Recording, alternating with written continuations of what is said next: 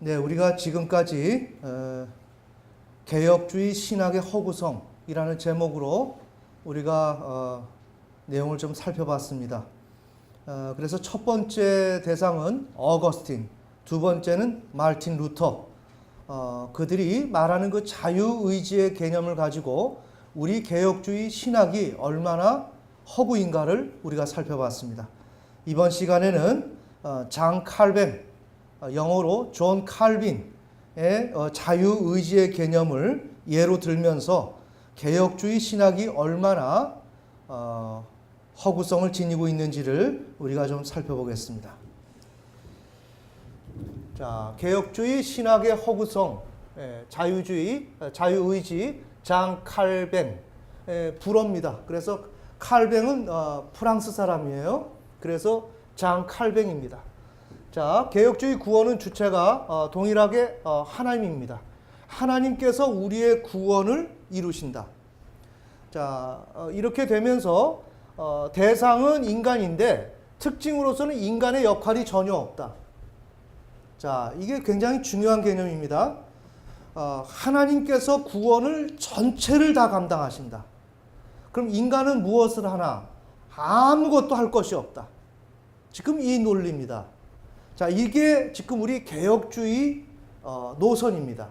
그런데 알미니안주의 같은 경우는 그렇게 하지만 인간이 하나님이 개입해 오시는 것을 거절할 수 있는 힘은 있다. 이게 거절할 수 있는 힘은 있다 하는 게 그래도 인간의 역할을 조금이나마 참작한 구원교리입니다. 그런데 지금 칼빈주의 같은 경우는 인간이 전혀 역할을 할 수 있는 게 없습니다. 우리가 이미 말씀드린 대로. 그래서 이유는 장 칼뱅의 입장은 인간은 전적으로 타락했다. 그래서 동일하게 우리 지난 시간처럼 영적 죽음의 상태에 있다. 그래서 자유의지가 훼손되었고 여기에 대해서 대안이 필수적이다. 자, 그래서 인간이 완전히 지금 죽어있는 상태입니다. 죽어있는 상태이기 때문에 하나님이 우리를 구원시키는 일에 있어서 죽은 자가 무슨 손을 내밀고 죽은 자가 무슨 반응을 해요. 죽었기 때문에 우리를 하나님이 살려놓고 그 다음에 얘기를 하더라도 얘기를 해야 돼요. 죽은 자를 살려놓고 회개를 시키더라도 그 다음에 회개를 시켜야 되는 거예요. 이해가 되시죠? 이게 지금 칼빈주의, 우리 개혁주의의 구원론의 뼈대가 되는 그런 내용입니다. 자, 이것을 우리가 좀 염두에 두고 장 칼뱅의 자유의지, 자유와 자유의지의 개념을 우리는 어떻게 이해를 해야 되는가? 그래서 칼뱅의 자유의지 견해는 어거스틴 내지는 루터의 저작에 대한 각주에 불과하다. 그러니까 이미 자유나 자유의지에 대해서는 어거스틴과 루터를 통해서 충분히 이야기가 됐다. 충분히 이야기가 됐다. 정말 칼뱅이 이야기하는 자유와 자유의지는 그들이 어거스틴과 루터가 말한 그 주장에 그 보충 설명해 줄 수 있는 그 정도 수준에서의 이야기에 불과하다. 이해가 되시죠? 자, 그래서 개혁주의는 어거스틴의 사상에 크게 의존한다. 그래서 우리 개혁주의 신학은 어거스틴을 언제나 밑바탕에 깔고 이렇게 신학이 진행되고 있는 것입니다. 자, 그래서 우리 다시 한번 명시해 봅시다. 어거스틴의 자유. 이 자유는 뭔가 외적인 강요나 본능에서 만미암는 행위와 반대되는 단순한 자발성이다. 우리가 기억해야 될 것은 자유란 자발성이다. 나 스스로가 열정을 가지고 시도할 수 있는 것. 이해가 되시죠? 그런 자발성, 그것이 자유다. 어거스틴이 말하는 자유의지는 무언가? 외적인 강요나 관계에서 자유로워서 이제 자발성을 갖고 있죠. 그래서 자발적으로 선택과 결정할 수 있는 능력. 자발적으로 선택하고 결정할 수 있는 능력이 어거스틴이 말하는 자유의지다. 자, 이것이 그러니까 칼뱅이 말하는 자유의지는 어거스틴의 저작의 각주에 불과하니까 기본적으로 어거스틴이 말하는 자유와 자유의지를 우리는 염두에 두고 칼뱅이 말하는 자유와 자유의지를 우리는 생각하면 되겠죠. 네, 이렇게 정리하면 됩니다. 자, 그런 가운데서 칼뱅이 문제를 제기하는 것은 각주를 제시하는 사람처럼 자유의 현 상태는 무엇냐라는 것을 꼬집었단 말이죠. 자, 이 자유의 현 상태, 어거스틴이 말하는 이 자유가 정의가 이런데 오늘날 인간에게 있는 그 자유는 어떠한 모습을 띠고 있는가? 매 순간 죄의 강요가 없어도 죄의 자발적이다. 잘 보세요. 우리가 이런 신앙을 좀 알아야 됩니다. 지금 어거스틴이 말하는 자유라는 것은 외적인 강요, 죄가 강요를 해서, 죄가 지배를 해서 내가 하나님의 말씀대로 따라 살려고 하지만 자발성을 잃어버렸단 말이에요. 자, 우리 이 예를 어떻게 들면 돼요? 우리가 중고등학교 다닐 때, 초등학교 다닐 때 공부해야 된다는 걸 몰라요. 자, 그때 왜 공부를 해야 되는 거 모르나요? 내 정신이 무언가에 사로잡혀 있어요. 이해가 되십니까? 그래서 그 아이들이 공부를 안 해요. 공부를 안 하고 어떤 애들은 술도 마시고 아주 잘못된 길로 가요. 그들을 사로잡고 있는 건 뭐예요? 어떠한 개념. 이걸 우리 죄라고 쳐봅시다. 이해가 되시나요? 네. 이런 것을 죄라고 생각한다면 이때 이 아이들은 죄에 의해서 자기가 공부해야 되는 것을 모르는 거예요. 그러니까 공부해야 될 자발성을 못 갖죠. 좀 정리가 되시나요? 그러나 조금 지나서 보니까 내가 왜 공부를 안 하지? 이걸 깨닫는 순간 공부해야 되겠다. 자발성이 생긴단 말이에요. 그래서 어거스틴이 말한 것은 외적인 강요, 이 죄가 우리로 하여금 우리의 정신을 사로잡고 있다는 거예요. 내가 구원을 받아야 하는, 신앙을 해야 되는, 우리 현실에서는 공부를 해야 되는 이런 것에 대한 필요성을 갖지 못하도록 강요를 하고 지배했단 말이에요. 이해가 되시나요? 그러다 보니까 그런 사람은 어때요? 공부를 할 필요성을 못 느끼죠. 그래서 자발성이 없는 거예요. 정리가 되시죠? 네. 이런 개념으로 자발성을 생각해야 돼요. 죄가 우리의 정신을 사로잡고 있는 거예요. 그래서 제 정신 나갔어. 우리가 그런 얘기를 하죠. 제가 왜 저러지? 그건 뭐예요? 어딘가에 우리가 지금 사로잡혀 있는 거예요. 마찬가지로 죄의 강요에 의해서 이렇게 자신의 자발성을 이렇게 상실했다라고 하는 것이 어거스틴의 입장인데 여기서는 칼뱅이 얘기하는 것은 한술 더 떠요. 죄의 강요 때문에 내가 그렇게 자발성을 갖지 못하는 어떤 소극적인 차원이 아니라 오히려 죄의 강요가 없어도 죄는 그냥 가만히 있는데 우리에게 강요를 하지 않는데 칼뱅이 얘기하는 것은 스스로가 더 그냥 누가 지키지 않아도 죄의 자발적이라는 거예요.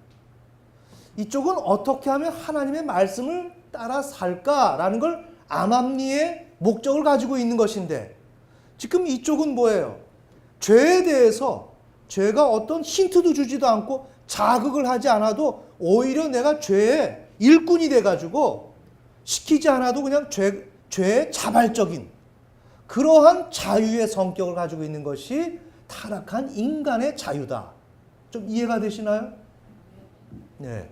자, 우리가 이런 신학을 알아야 하나하나 칼뱅이 뭘 얘기하고 우리의 개혁주의 신학이 어떤 흐름으로 가고 있으며 어떻게 지금 논의가 되고 있는지를 알 수가 있다는 것이죠. 자, 두 번째. 자유의지의 현 상태. 이른바 의지의 현 상태. 자, 이걸 어떻게 규명하느냐, 칼뱅은. 인간의 본성이 부패했다. 자, 부패했는데, 그러다 보니까 의지의 건전성이 훼손되었다. 매우 중요한 개념입니다.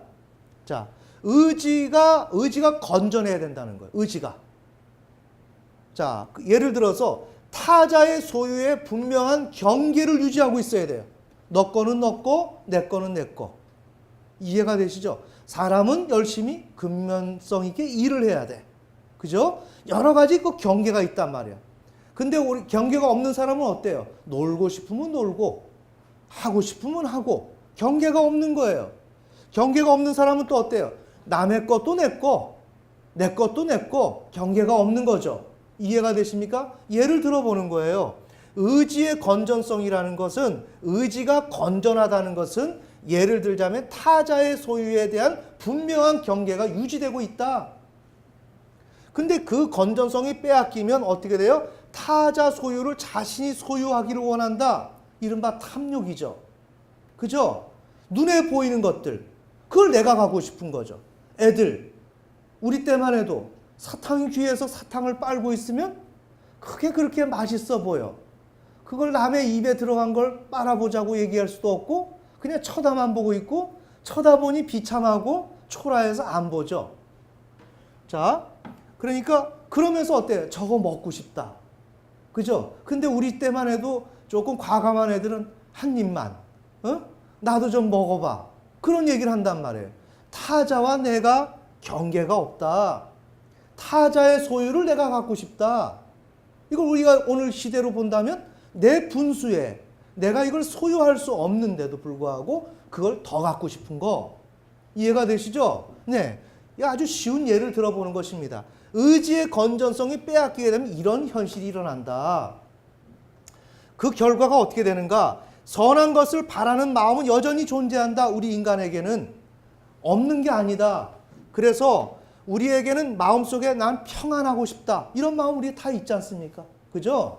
나는 행복해지고 싶다. 이러한 선한 것을 바라는 마음은 여전히 존재해요. 그러나 이 선한 것을 이성적으로 선택하는 것에 대해서 문제가 생긴다는 거예요. 이건 제가 조금 이따가 설명을 드리겠습니다.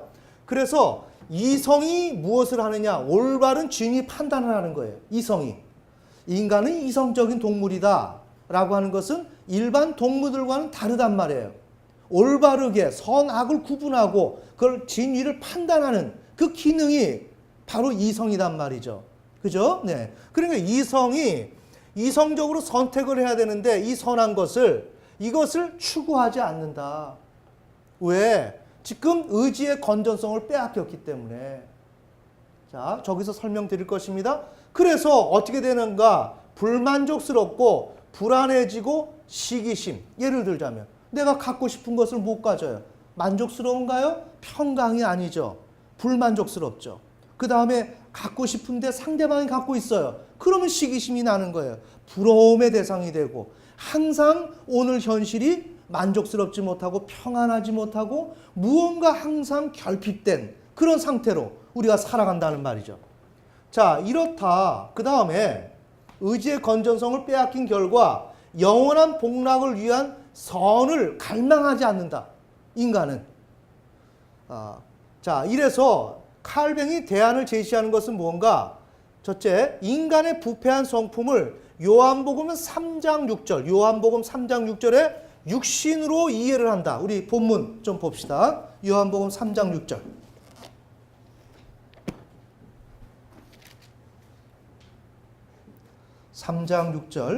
제가 읽습니다. 육에서 난 것은 육이요 성령에게서 난 것은 영이니. 자, 예수님이 말씀하신 것입니다. 육에서 난 것은 육이요.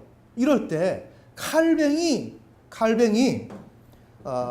여기에 의지의 건전성, 이 빼앗긴 것, 인간의 부패한 성품을 무엇로 성경적 용어로 설명을 했느냐? 육신으로 이해를 했다. 요한복음 예를 들자면 3장 6절에 육에서 난 것은 육이다. 고작 해봐야 육에서 난 건 육이야. 이런 개념으로 이해를 했단 말이에요. 자, 그렇게 이해를 하고 이것을 육신으로 요한복음 3장 6절 개념에서의 육신으로 이해를 했단 말이에요. 아주 부패한 거, 바뀌어져야 할 거, 이런 개념으로 생각을 했단 말이에요. 자, 요거 잘 기억을 해 두셔야 됩니다. 이러면서 대안으로 무엇을 제시했는가? 거듭남. 우리가 지금 지속적으로 얘기했었죠? 왜? 죽었으니까 다시 살아나야 될 거 아닙니까? 그죠? 다시 살아나는 수밖에 없다는 거예요. 이 칼뱅이 지금 이 문제를 제기한 거예요. 자, 우리가 여기서 정리합시다. 우리가 개혁주의 신학을 지금 이야기하고 있어요. 개혁주의 신학에서는 가장 중요한 게 뭐냐? 인간은 타락해서 전적 부패했고 영적으로 죽었다. 이래서 인간이 어떤 자유도 상실됐고 자유의지도 훼손되었는데 이것에 대한 방안은 무엇이냐? 인간이 다시 태어나야 된다. 다시 살아나야 된다. 다시 살아나야, 죽었으니까 다시 살아나야 되는데 이것이 신약의 개념으로 본다면 거듭남이다. 이해가 되시나요? 다시 살아나야 되는데 그 인간이 신약 성경의 개념으로 비춰본다면 거듭나야 하는 것이 그 인간이 취해야 할 조치다. 아멘. 아멘. 조금 정리가 되시죠? 이제부터는 좀 하나의 개념들을 잘 정리해야 됩니다. 다음 시간에는 거듭남에 대한 것을 정리를 좀 해보려고 그래요. 자, 왜 이렇게 얘기를 하는가? 지금 이러한 문제들, 요한복음 이러한 인간의 의지의 건전성이 빼앗겼다라고 얘기하면서 그것을 칼뱅이 그 문제를 진단하는 데 있어서 성경적 용어를 가져오게 됐는데 그 용어가 요한복음 3장 6절에 6이단 말이에요. 6. 그러니까 육신을 의미하는 것인데 이렇게 가져온 그 자체가 지금 하나의 오류예요. 오류고 잘못 해석을 했고 이것에 대한 대안을 뭘로 했느냐? 거듭남으로 지금 해석을 했는데 이 모든 것들이 이거는 완전히 착오 가운데서 일어났다는 것입니다. 자, 그럼 우리가 오류를 한번 봅시다. 인간은 타락 이후 부패하여 의지의 건전성이 훼손된 것은 사실이다. 우리 훼손됐죠? 마음속에서 나는 평강을 원하지만 남이 뭐 좋은 거 갖고 있거나 뭐 이렇게 되면 내 마음이 흔들리고 왠지 모르게 이렇게 행복하지 않은, 그럼 왜 그래요? 내가 그 사이에 이성적 판단을 제대로 하지 못했기 때문에. 그럼 그 전에는 또 뭐죠? 의지의 건전성이 훼손되었기 때문에. 이해가 되시나요? 이게 사실이에요. 자, 그래서 이것은 사실이다. 그러나 인간에게 죄 짓는 것 자체를 중점적으로 문제를 하나님은 그것이 원인이다라고 얘기를 하지 않으세요. 왜? 구약으로부터 제사의 방법을 주셨죠. 너희가 죄를 짓거든 매일매일 이렇게 제사의 방법을 통해서 죄 문제 해결해라. 이건 무엇을 담보로? 당신의 아들, 창조주 하나님의 아들인 예수 그리스도가 이 땅에 오셔서 제물이 되어서 우리의 모든 문제를 예수 그리스도가 해결해 주실 것을 담보로 하나님 자신을 보증으로 세워서 어린 양을 잡아서 그것을 통하여 너희들의 죄 문제를 해결해라. 이것은 우리가 죄를 짓고 살아가는 그 문제를 하나님은 너 죄 졌지. 이것에 대해서 죄 지면 안 되죠. 하지만 지으면 그걸 빨리 예수님을 통해서, 왜? 우리는 타락했기 때문에, 부패했기 때문에 그 죄 짓는 것을 그렇게 처리를 해라. 예수님을 의지해서 이 문제를 극복해라 라고 대안을 이미 주셨단 말이에요. 아멘. 아멘. 자, 그래서 이것을 중요하지만 이것을 가장 우선으로 삼지는 않는다. 자, 그 다음에 지금 칼뱅이 영원 복락을 위한 선이 존재하지 않는다 그랬어요. 그러나 존재하죠. 영원한 복락을 우리가 본향을 향하여 가기를 원하는 거, 이 구약의 이 성도들이 얼마나 그런 어렵고 힘든 가운데서도 그 본향을 향하여 그걸 꿈꾸며 소망하며 그렇게 살아갔습니까? 그럼에도 불구하고 칼뱅은 영원 복락을 위한 선이 인간에겐 존재하지 않는다고 단정을 짓는 것입니다. 자, 이렇게 이것이 지금 오류다. 그래서 오히려 성경 전반에 걸쳐 피조물 인간이 창조주 하나님께 윤리 이행을 하나님은 촉구하는 것이 가장 큰 문제고 전부라 할 수 있다. 왜 그럴까요? 창세기 2장에서 선악을 알게 하는 나무의 실과를 먹지 마라. 이것은 하나님께서 온 우주를 만들어 놓고 인간에게 다스리라고 주셨는데 그때 인간이 어떻게 했습니까? 이 모든 거를 그냥 날름 자기가 손 하나 안 대고 자기 것으로 삼으려고 했어요. 이해가 되시나요? 그래서 타락이 왔어요. 지작도 못 해보고 끝이 난 거였습니다. 그래서 우리가 지금 죄와 사망 가운데 매여 있어요. 이때 하나님이 오늘 우리 인간에게 요구하시고 다루고자 하는 일들이 무엇일까요? 그것은 나는 주인이고 너는 종이야. 내가 시키는 대로 내가 주권자야. 내가 나에게 권력이 있어. 너는 내가 하는 대로 따라서 해야 돼. 됐니? 이 조건이에요. 이해가 되시나요? 그런데 지금 우리의 지금 신앙은 어때요? 하나님은 나의 아버지, 나는 자녀. 너 아버지와 자녀로 들어가기 전에 주종의 관계를 먼저 따져야 되는 거예요. 아멘. 아멘. 온 우주는 하나님의 것. 나는 그의 피조물. 그런데 그분이 나를 사랑하셔서 자녀 삼으셨네. 감사합니다. 이렇게 가야 하는데 주종은 뺐단 말이에요. 왜? 주인이 싫으니까. 자, 오늘 우리의 성경에서 전체가 이야기하고 싶은 얘기가 뭐예요? 하나님이 나는 창조주 하나님이다. 나는 살아계신 하나님이다. 나밖에 없다. 누가 있냐? 우상 숭배하지 마라. 나밖에 없다. 나에게 와라. 이게 성경이 얘기하는 거죠. 아멘. 아멘. 그래서 하나님은 하나님을 향해서 마땅히 인간이 해야 할 도리, 윤리, 그 윤리를 이행하는 것을 촉구하신단 말이에요. 그런데 신학에서는 이것을 뺀다. 이것을 빼버리고 인간이 의지의 건전성이 훼손됐다는 아주 국소적인 부분적인 이것을 굉장히 큰 것으로 삼아서 이것을 부풀려서 이것이 큰 문제인 것처럼 생각한단 말이에요. 잘 보셔야 됩니다. 이게 아닙니다. 이러한 것이 문제가 아니라 내 마음 속에서 내 머리 위에 누군가를 둘 의향이 있느냐라는 얘기예요. 내 머리 위에 하나님을 두고 그 하나님이 죽어라 하면 죽고 살라 하면 사는 이런 기본적인 하나님과의 그 관계를 내가 설정하고 유지할 의향이 있느냐 하는 얘기예요. 아멘. 아멘. 그런데 지금 신학은 아주 유유히 이런 내용을 따돌린단 말이에요. 자, 그런데 칼뱅은 이렇게 했는데 여기에 대한 내용을 제가 보충 설명을 했어요.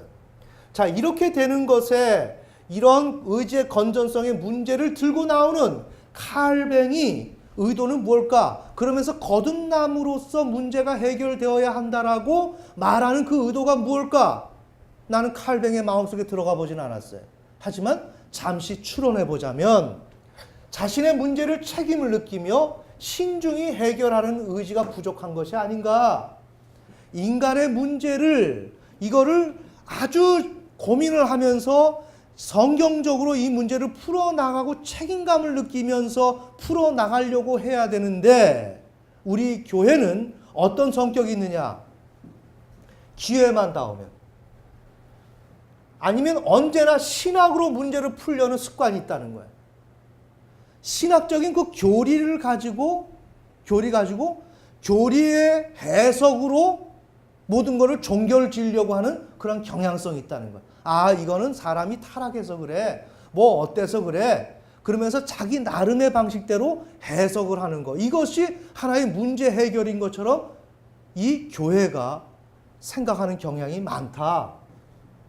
그런 습관에 의해 어느 신학 개념에 일임하려는 동기가 컸다고 볼 수가 있다. 어떤 신학적인 개념이 적절한 개념이 있다면 그 개념으로 이것을 쌓아내려고 하는 것. 아, 인간이 하나님에게 불순종을 해요? 그럼 어때? 인간은 타락해서 그래. 인간은 원죄가 있어서 그래. 이해가 되시나요? 네. 인간은 죄가 있기 때문에 그래. 인간은 연약해서 그래. 이러한 개념으로서 이 개념에다가 내가 풀어야 할 문제를 일임시킨단 말이에요. 이해가 되십니까? 그렇게 일임하려는 동기가 컸다고 볼 수 있다. 자, 그렇게 동기가 컸습니다. 이걸 문제를 책임감을 가지고 해결하려고 하는 게 아니라 이것이 신학적인 어떤 용어를 기다렸다가 그 용어가 나타나면 그 용어에게 일임해 버리려고 하는 그 동기가 컸단 말이에요. 이게 우리 신자들이 가지고 있는 아주 전형적인 증상입니다. 그런데 요한복음 외에 거듭남이라는 용어가 등장을 했어요. 허허? 이거 참 신기하네. 야, 이게 거듭난다. 그렇지 않아도 지금 인간의 모든 문제가 있을 때 어떻게 했어요? 인간은 전적 타락했어. 여기다 이름을 했단 말이에요. 이름을 해놓고 이 문제를 또 풀려고 하니까 어떻게 풀어요? 인간이 노력해야 될 것은 안 하고 모든 건 신학적인 용어를 가져오는 것이에요. 가져와서 그 신학적인 용어에 적용을 시켜버리는 것입니다. 이것은 뭐예요? 내가 해야 될 것을 신학적인 용어에 일임하는 거죠. 아멘. 아멘. 자, 그러니까 요한복음 외에 거듭남이라는 용어가 등장하는 거예요. 그러니까 이미 말씀드린 대로 죽었는데 다시 살아나야 되는데 살아날 필요성이 있는데 신약에 들어서 거듭난다는 용어가 나오니 이거는 제대로 맞아 떨어질 수 있는 용어예요. 이해가 되십니까? 그렇지. 우리는 살아나야 되는데 그렇지 않아도 예수님이 이 거듭남에 대한 것을 말씀하셨단 말이에요. 그러니까 우리 거듭나면 되는 거죠. 자, 이렇게 해석이 되는 것입니다. 그때 해결 방안을 찾던 문제를 거듭나야 될 것으로 생각한 후 그 거듭남에게 이름해버린 것 같다. 이렇게 추론하는 거예요, 제가. 이해가 되시죠? 저는 칼뱅의 마음속에 들어가지 않았으니까. 그 다음에 이것은 공적인 이야기이기 때문에 나의 사적인 판단을 가지고 단정을 지면 안 되겠죠? 그렇기 때문에 이렇게 추론의 형식으로 제가 이야기하는 것입니다. 자, 그래서 칼뱅은 신앙의 경미한 우려를 극부상시켜 그것이 핵심인 것으로 강조했다. 이것은 엄연히 말할 수 있는 것은 가장 중요한 것은 창조주 하나님께 윤리적인 이행을 해야 되는데 이것보다는 뭐예요? 의지의 건전성 자체에 큰 의미를 두고서 이걸 부각을 시켰단 말이에요.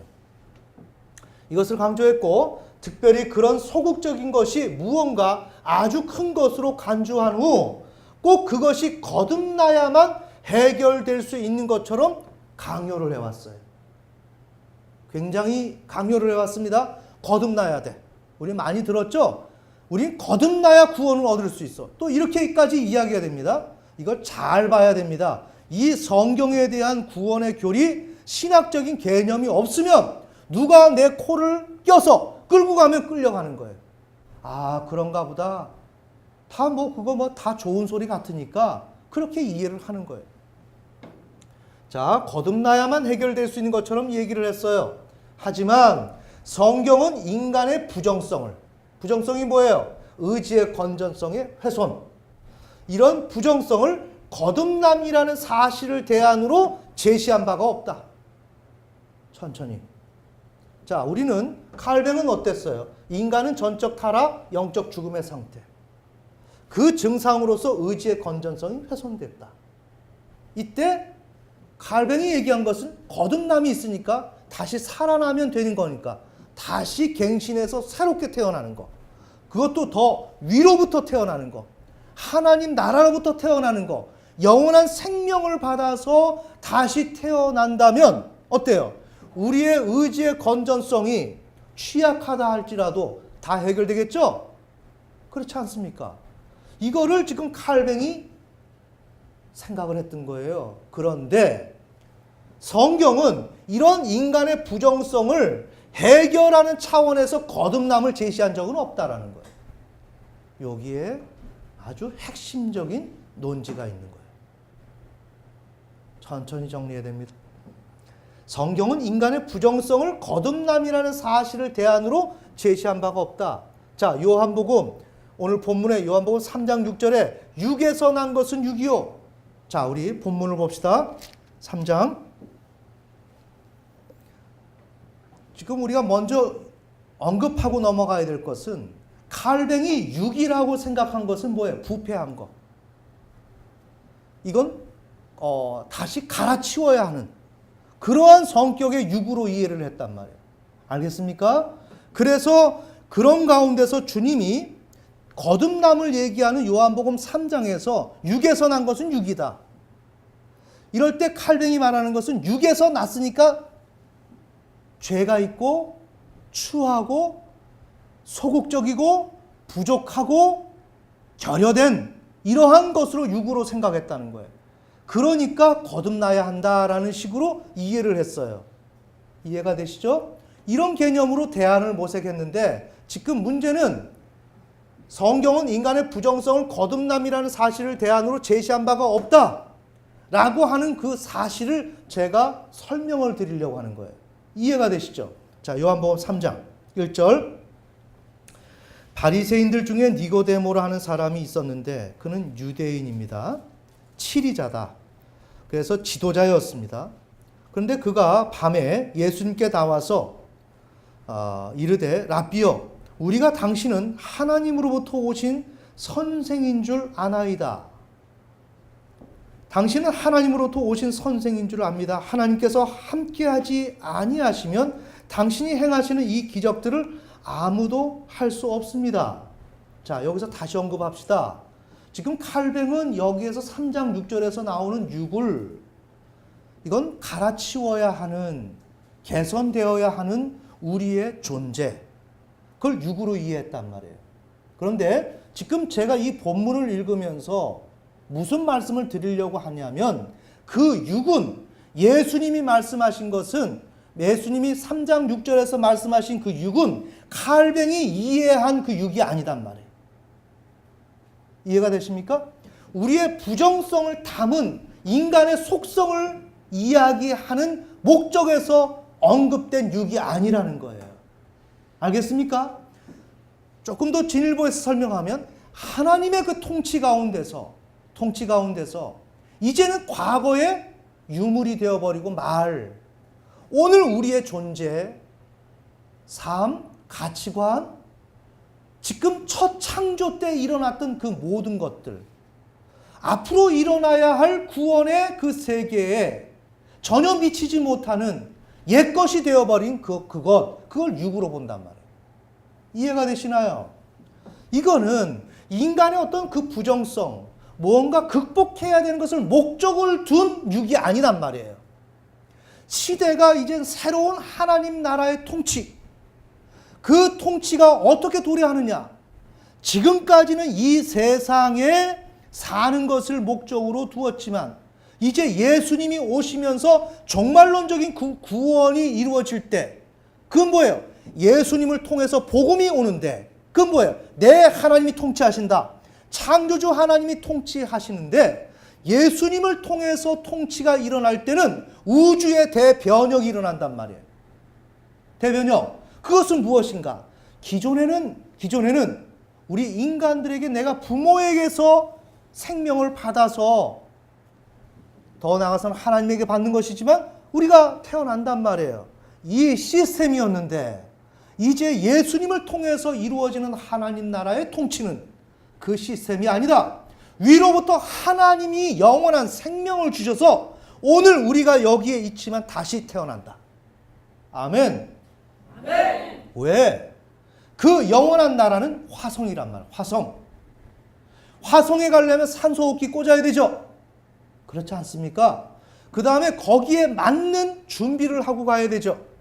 다시 말하면 앞으로 예수님이 오셔서 하나님께서 통치하시는 그 하나님의 나라는 우리의 첫 창조 때 부모로부터 물려받은 이 생명을 가지고 살아가는 세계가 아니란 말이에요. 아멘. 아멘. 그 세계가 아니라 하늘로부터 우리가 다시 태어나야만 하는데 그 태어난다는 건 뭐예요? 하나님께서 영원한 생명. 이건 우리 한시적인 생명. 우리는 이 땅에서 죽지 않습니까?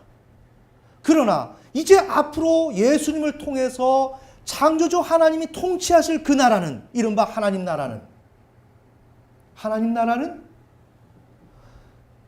그냥 몇십 년 살다가 100년 살다가 죽는 생명을 가지고는 그 나라를 못 가요. 알겠습니까? 그 나라는 영원한 나라이기 때문에 영원한 생명을 가져야 한다는 게 조건이란 말이에요. 알겠어요? 예수님은 지금 그걸 얘기하는 거예요. 예수님이 누구예요? 마지막 선지자. 구약에 많은 선지자를 보냈지만 하나님의 말씀을 대언하지 못하고 가르치지 못했단 말이에요. 메시아로서 선지자, 제사장, 왕으로서 예수님이 오셨단 말이에요. 어떤 목적으로? 하나님의 그 통치를 몸으로써 모든 것을 구현해내고 이 예수님을 통해서 하나님의 나라가 이루어지는 것이란 말이죠. 그 나라는 예수님이 오면서 우리 육으로 기존의 체제와 가치관으로 보면 전혀 이해할 수 없는 새로운 프로젝트가 예수 그리스도를 통해서 가져오셨단 말이에요. 아멘.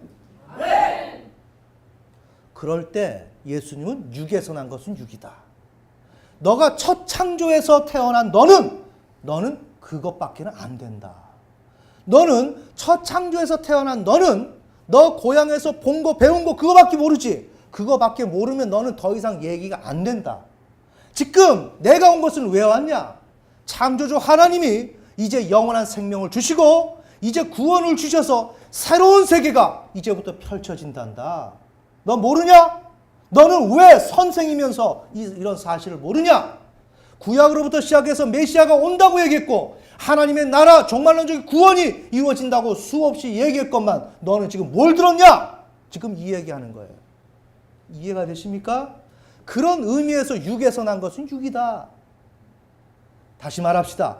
그것은 부정성을 얘기하는 게 아니다. 새로운 시대 하나님의 나라를 설명하는 차원에서 너는 여전히 이 첫 창조 세계에 머물러 있구나.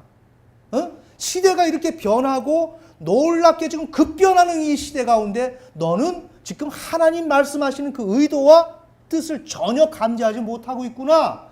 너는 육에서 난 것은 육이야. 첫 창조에서 나온 너는 더 이상을 볼 수는 없어. 이걸 극복해야 돼. 지금 그 얘기를 하는 거예요. 아멘.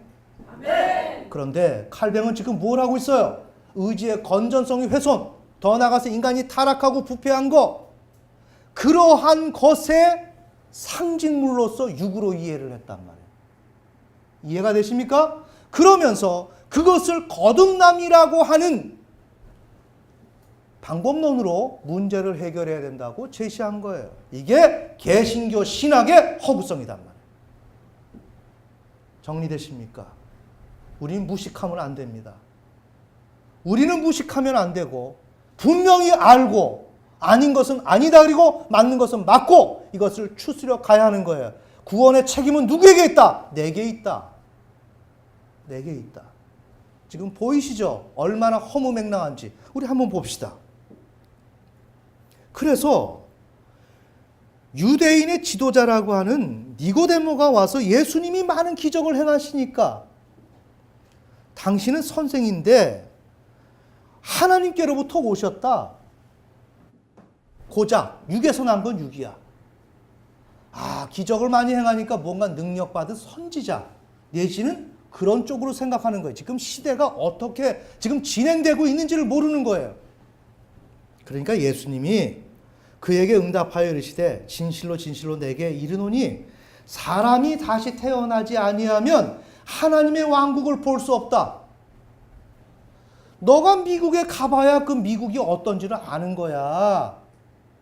네가 하늘에서 주는 생명을 받아서 구원받고 나서야 너는 그때서야 그 왕국을 볼 수 있는 이런 아이러니가 있어.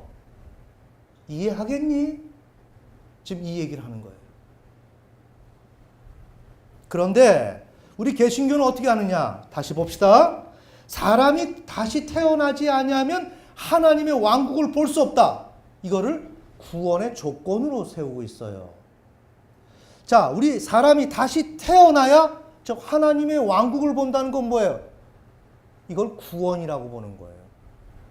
구원받아야 왕국을 볼 거 아니에요? 그들의 논리로 본다면. 그러니까 사람은 이렇게 전적 타락, 부패했고 죽음의 상태에 있는데 이 자가 거듭나야만 구원을 받을 수 있다. 이렇게 얘기하는 거예요. 이게 개신교 신학의 아주 너무나도 비참한 현실이고 허구라는 거예요. 그럼 이것을 우리 개신교가 어떻게 이해를 하고 있냐? 전체가 여기에 올 100%가 맞습니다 하고 있는 거예요. 이해가 되십니까? 이거는 그런 문제가 아니라 역설적이지만 설명하자면 사람이 다시 태어나지 아니하면 하나님 나라를 볼 수는 없는 거야. 우선 이렇게 얘기하자. 이렇게 주님이 말씀하시는 거예요. 그러니까 니고데모라는 사람이 늙으면 어떻게 태어날 수 있나이까? 그가 자기 어머니 태에 두 번째 들어갔다가 태어날 수 있습니까? 하며 예수께서 진실로 진실로 내게 이르노니 사람이 물에서 나고 성령에서 나지 아니하면 하나님의 왕국에 들어갈 수 없느니라. 그러니까 지금 다시 태어난다는 것에 대해서 종말론적인 하나님의 구원, 통치, 그것이 임해서 영원한 하나님의 생명이 와서 우리 모두를 화성으로 이주시키려고 하나님께서 계획하는 예를 드는 것입니다. 그래서 우리에게 생명을 주고 모든 준비를 시키는 이런 것을 니고데모는 전혀 모르는 거예요. 이해가 되시죠? 그러면서 주님이 육에서 난 것은 육이야. 너는 지금 육에서 났기 때문에 첫 창조에서 태어난 그러한 사람이기에 그 가치관과 안목과 판단과 이 모든 것이 그거밖에 없으니까 너는 그렇게밖에 할 수가 없어. 첫 창조의 한계 가운데 머물러 있을 수밖에 없어. 성령에게서 난 것, 성령을 통해서 영원한 생명을 받아서 난 것은 영이다. 그때서야 어때요? 그 현실을 볼 수가 있는 것이다. 지금 그 얘기하는 거예요. 내가 내게 이르기를 너희가 반드시 다시 태어나야 하리라 한 것에 놀라지 말라. 아멘. 아멘. 이게 지금 우리 기독교 안에서 구원 역사 가운데서 일어나는 거예요. 우리가 구원받으면 거듭남이 일어나는 거예요. 구원을 받으면 저절로 거듭남이 영원한 생명을 받는단 말이에요. 구원을 받을 때 영원한 생명을 받는 거예요. 그냥 내가 받으려고 하는 것도 아니고 이건 하나님의 프로젝트라는 거예요. 그래서 영원한 생명을 이식시키는 거예요. 우리에게. 알겠습니까? 바람이 마음대로 불매 내가 그것의 소리는 들어도 그것이 어디서 와서 어디로 가는지 알지 못하나니 성령에게서 난 사람도 다 이러하니라. 자, 우리는 성령을 통해서 예수를 믿음으로 말미암아 구원을 받게 될 때 이 거듭나는 역사가 일어난다. 니고데모가 그분께 응답하여 이르되 어찌 이런 일들이 있을 수 있습니까? 그러니까 예수님께서 그에게 대답하여 이르시되 너는 이스라엘의 선생이면서 이런 것들을 알지를 못하느냐? 지금 성경 구약으로부터 지금까지 이렇게 얘기해 왔지 않니? 그 일들이 지금 일어나는 거야. 그래서 영원한 생명이 지금 오는 거야. 그게 거듭나는 거야. 거듭나야만 역설적이지만 지금 내가 말하는 걸 너 이해를 해. 지금 내가 기적을 베푸고 이렇게 하는 것은 한갓 인간이 볼 때 타고난 능력을 베푸는 게 아니야. 이건 하나님의 나라, 통치가 임했기 때문에 그분의 능력으로 지금 이 모든 일들이 일어나고 있는 거야. 이걸 이해를 해야 되지. 아멘. 아멘. 네, 지금 그렇게 얘기하는 거예요. 진실로 진실로 내가 내게 이르노니 우리는 우리가 아는 것을 말하고 하나님 나라를 아는 자들, 그런 자들은 그것을 말하는 우리가 본 것을 증언하노라. 그러나 너희가 우리의 증언을 받아들이지 아니하는도다. 내가 땅의 것들을 너희에게 말하여도 너희가 믿지 아니하거든 내가 하늘의 것들을 너희에게 말하면 어떻게 너희가 믿겠느냐. 하늘로부터 내려온 자 곧 하늘에 있는 사람의 아들 외에는 아무도 하늘에 올라가지 아니하였느니라. 모세가 광야에서 뱀을 든 것 같이 사람의 아들도 반드시 들려야 하리니 내가 십자가에 못 박혀야 하리니 그렇게 구원을 내가 너희를 위해서 죄의 문제를 해결해 주고 나의 의로움을 너희들에게 의를 전가시켜 줄 수 있는 이 시스템이 될 때 너희가 구원을 받고 구원을 받은 결과 영원한 생명을 얻게 되며 거듭나는 역사가 일어나게 될 거야. 지금 이 얘기를 하는 거예요. 아멘. 아멘. 자, 그렇게 하면서 15절 이것은 누구든지 그를 믿는 자는 멸망하지 않고, 그렇죠? 예수를 믿게 되면 그는 하나님 나라, 미래의 하나님 나라를 가지고 오신 분이기 때문에 예수를 믿게 되면 멸망하지 않는다는 거예요. 구원을 얻는다는 것입니다. 그 새로운 세계로 들어가는 것입니다. 영원한 생명을 얻게 하려 함이라. 16절 하나님께서 세상을 이처럼 사랑하사 자신의 독생자를 주셨으니, 하나님의 독생자를 주셨습니다. 이것은 누구든지 그를 믿는 자는 멸망하지 않고 영원한 생명을 얻는 거예요. 그래서 영존하는 생명을 얻게 하려 하심이라. 이 요한복음 3장 16절이 바로 이런 맥락 속에서 이해가 되어야 하는 거죠. 아멘. 아멘. 자, 좀 정리가 되셨죠? 네. 그러니까 따라서 칼뱅이 의지의 건전성 훼손을 해결하는 목적으로 제시된 거듭남이라는 방법론은 하나님의 계획과 의지와 부합되는지 혹은 안 되는지 그건 전혀 모르는 사실이다. 맞죠? 네. 아주 기특하게 갸륵하게 아이디어를 써서 성경에 거듭남이 나오니까 요거 됐다. 거듭나야 되는 거구나라고 생각했지만 하나님은 지금 거듭남을 너가 생각하는 의지대로 뜻대로 지금 이걸 제시한 게 아니야. 이해가 되십니까? 철저히 인간적인 아이디어와 창안에 불과한 것이다. 이 거듭남이라고 하는 것은. 그런데 거듭남이 인간의 부정성을 해결할 수 있는 조건으로 확정한 후 하나님이 제시한 대안으로 강조를 하고 있다는 거예요. 문제는 천천히요. 여기에 대해서 세밀한 것을 따지기 전에 하나님이 꼭 칼뱅이 생각하는 것에 동참하고 동의하고 이미 그렇게 그런 목적으로 거듭남이라고 하는 것을 제시하고 있는 것처럼 지금 칼뱅이 얘기하고 있다는 거예요. 그렇게 하면 안 되지. 하나님은 지금 칼뱅이 생각하는 것 그런 소극적이고 그런 근시안적인 테두리가 아니라 새로운 세계가 온다는 걸 얘기하기 위해서 그냥 단순하게 거듭남을 얘기하는 거예요. 아멘.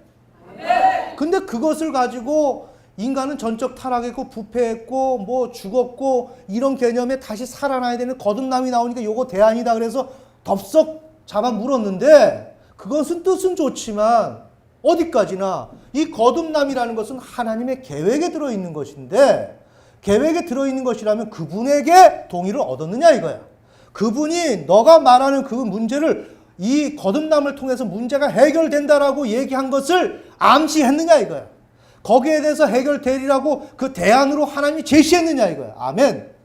아멘. 거듭남이라는 건 하나님의 소유란 말이에요. 하나님의 나라의 소유란 말이에요. 그거를 인간이 이러면 되겠지 하는 건 너 생각이고 하나님은 아직 거기에 대해서 의향을 비추지 않았단 말이에요. 아멘. 아멘. 비추지 않은 것에 대해서 꼭 비춘 것처럼 또 이런 문제를 그렇게 해도 되는 것처럼 이건 뭐예요? 도적이지. 이건 강도지. 알겠습니까? 이거는 굉장히 신사적이지 못한 거죠.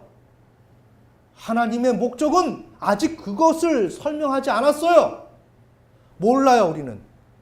어떻게 될지 모르는 거예요, 궁극적으로. 근데 이거를 꼭 자기가 대답을 다 아는 것처럼, 누구의 마음에 다 들어간 것처럼, 내가 꽤나 뭔가 능력이 있는 것처럼, 하나님의 그 의도를 다 아는 것처럼, 이건 오바다. 이걸 가지고 신학을 만들었다. 그리고 이걸 펼쳐놓고 인간의 문제는 거듭나야 된다라고 단호하게 주장을 하고 있다. 조금 정리가 되십니까?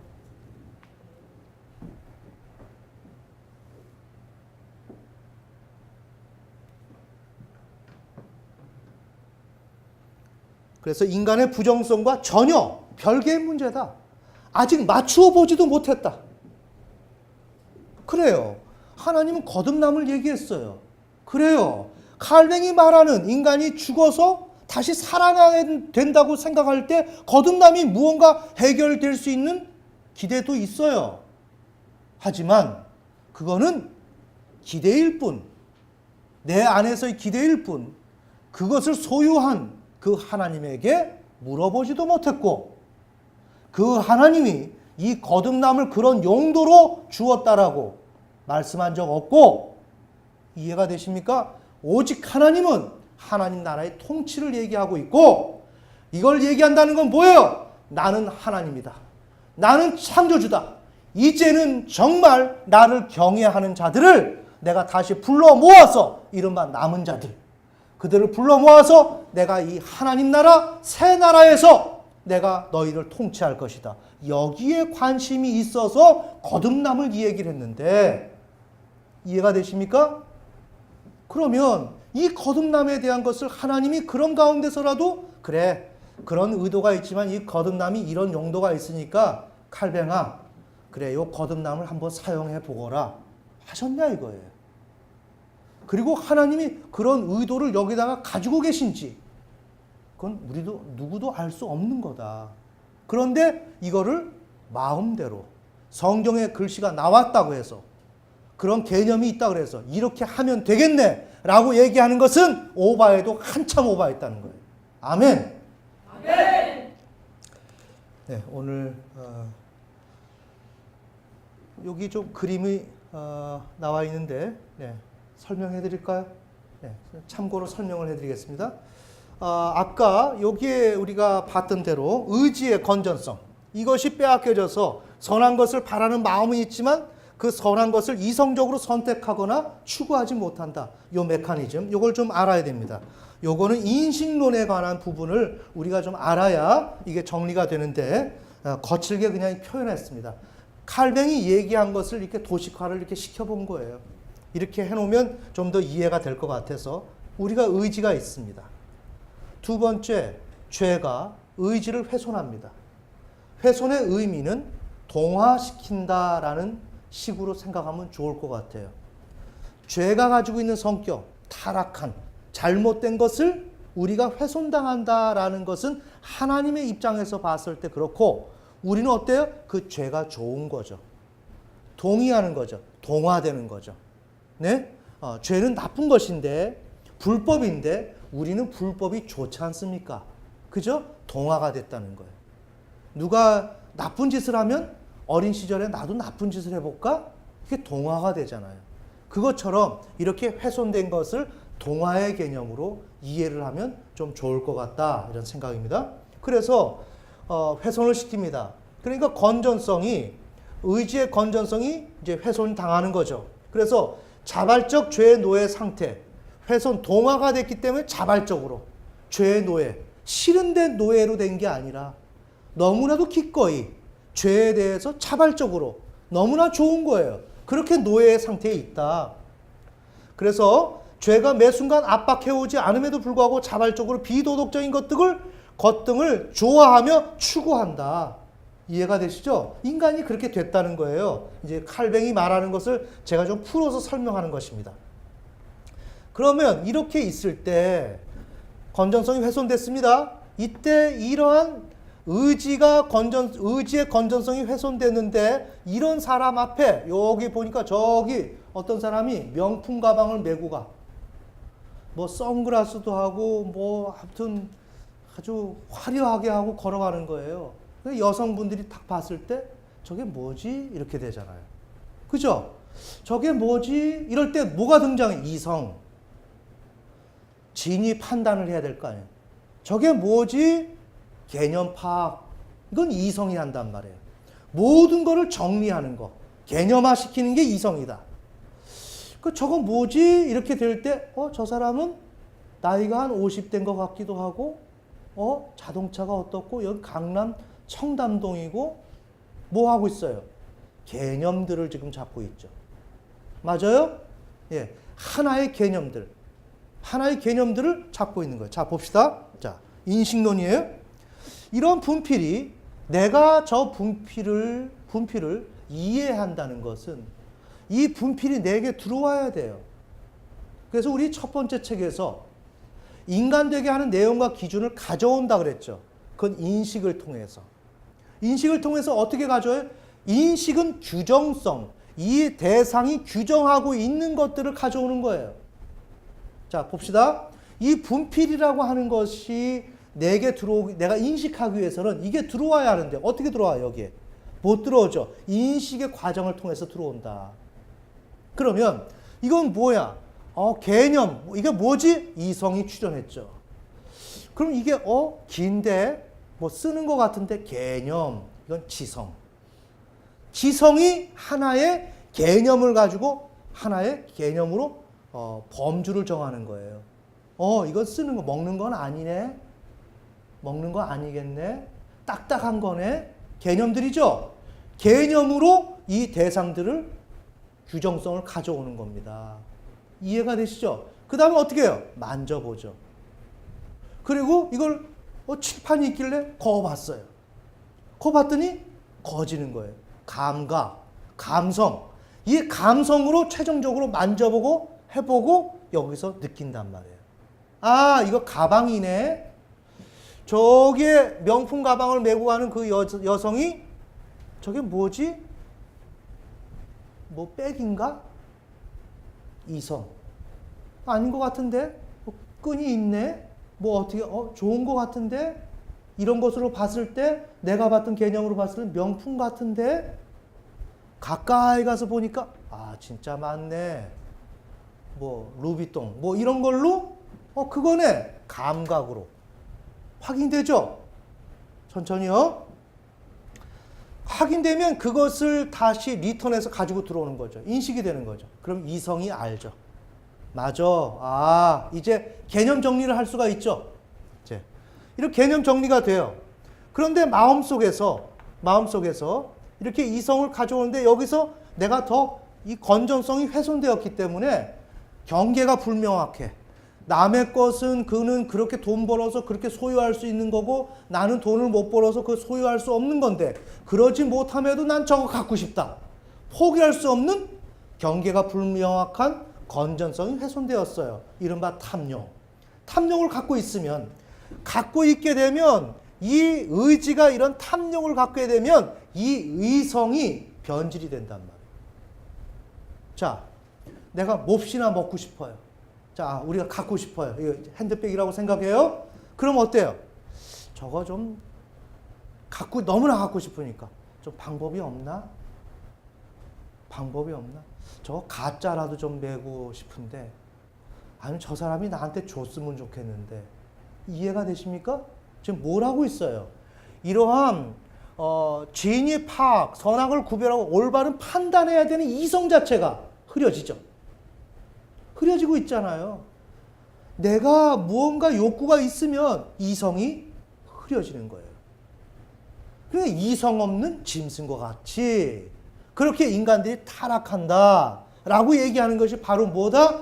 인간이 마음속에 잘못된 마음, 욕구, 욕망 이것에 사로잡혀 있게 되면 이성이 망각되는 거예요. 그러니까 아이들도 나는 놀고 싶은 욕구가 있으면 이성이 어떻게 돼요? 공부해야 된다는 이성, 판단하는 능력이 어떻게 돼요? 희미해져 버리는 거죠. 보이세요? 자, 내가 오늘 피곤해요. 피곤하니까 나는 오늘 공부를 해야 돼. 공부를 해야 되는데 어떻게 해? 피곤하니까 좀 안 해도 되지. 이성이 흐려지고 있잖아요, 지금. 보이세요? 내 욕구에 의해서 이성이 흐려진다고요. 욕구에 의해서. 그러면 여기서 참된 사람은 뭐예요? 이른바 니체처럼 너 자신이 되라. 너가 지금 어떻게 해야 되는지를 너가 알아야 한다. 너 하나님의 사람 아니냐? 응? 하나님의 그 진리를 받아들여서 내가 몸이 피곤하다 할지라도 난 이래서는 안 되지. 자기를 축혀 세우고 가다듬어서 어때요? 올바른 이성으로. 아멘. 네. 태상을 보고 판단하고 나가야 된단 말이에요. 그런데 여기에서 어떻게 했어요? 이성이 이성적으로 선택하거나 추구하지 않는다. 왜? 의지의 건전성이 훼손되었기 때문에. 조금 정리되세요? 네. 이 인식론을 여러분이 잘 알고 있어야 돼요. 이래야 앞으로 신학을 하고 우리가 스타디를 할 때 저 얘기가 무슨 얘기다. 이걸 아는 거예요. 이걸 모르면 여기에 대한 오리엔테이션이 없으면 칼뱅이 말하는 것을 우리는 접수하기가 힘들어요. 그 비판하기가 어려워요. 이해가 되시죠? 자, 오늘 우리가 칼뱅의 자유의지 이 개념으로 개신교 신학의 허구성을 살펴봤는데 너무나 무례하다. 너무나 초보적인 그러한 접근으로 하나님과 따로 인간 개인이 이제 하나님과 맞춰봐야 하고 하나님의 의중을 들어서 이걸 확신을 가지고 증거를 가지고 이 거듭남이 하나의 대안으로 제시되어야 하는데 그런 것이 전혀 없고 필요성도 모른 채 그 다음에 너무나 놀라운 것은 육에서 난 것은 육이다 라고 얘기할 때 그 육을 부정성을 대표하는 육으로 예수님이 말씀하신 것처럼 오해했다는 아이러니. 그걸 통해서 예수님이 또 거듭나야 한다고 하니까 이 거듭남이 그런 목적을 성취하기 위해서 거듭나는 것으로 또 생각한 이 개신교의 선두주자. 이해가 되시나요? 거듭남이라고 하는 것은 구원을 받게 되면 하나님 앞에 옳다 의로움을 얻게 되어서 구원을 받게 되면 하나님이 이제 우리가 화성에서 살아야 되기 때문에 너 거기에 맞는 생명 필요하지? 생명 줄게. 너 이제 나의 자녀지? 하나님의 자녀. 영원한 생명 주고 자녀된 신분 주고 모든 것을 하나님께서 복지적 차원에서 주는 거예요. 아멘. 아멘. 이거를 너무나도 엉뚱하게 우리의 부정성을 해결하기 위한 대안으로 주님이 주신 것처럼, 근데 그게 맞는지 안 맞는지는 모르지만, 적용될 수 있는지 없는지 모르지만, 우선은 그걸 누가 소유하고 있고 그게 어떤 목적으로 발현되고 시도되고 있는 것인지 진행되고 있는지에 대한 이해가 전혀 없는 까마득한 우리 개신교의 신학의 수준, 그것을 지금 종교교회 500년이 지났음에도 불구하고 여기서 어느 누구도 이것에 대해서 잘못됐다는 이의제기가 없고 그것이 100번 맞는 것처럼 그냥 그대로 맹목으로 따라가고 있는 오늘날 이 시대의 우리 기독교의 상황, 이거는 매우 안타깝고 참담한 현실이라고 말씀드릴 수가 있습니다. 오늘 우리가 이런 현실을 알고 여기에서 한 가지 한 가지 명료화시켜서 하나님이 오늘 우리에게 무엇을 요구하는지를 성경적으로 잘 처리해 나가는 저와 여러분이 되었으면 좋겠습니다. 네, 기도하시겠습니다. 하나님 감사드립니다. 오늘 저희가 개혁주의 신학의 허구성, 자유의지, 장 칼뱅의 입장에 의해서 살펴보았습니다. 앞으로 이 구원에 관한 여러 가지 그런 논의를 해나갈 때마다 하나님께서 저희들에게 진리를 비춰주셔서 잘못된 길에서 벗어날 수 있는 우리 모두가 되게 하옵소서. 감사드리오며 예수님의 이름으로 기도드렸습니다. 아멘.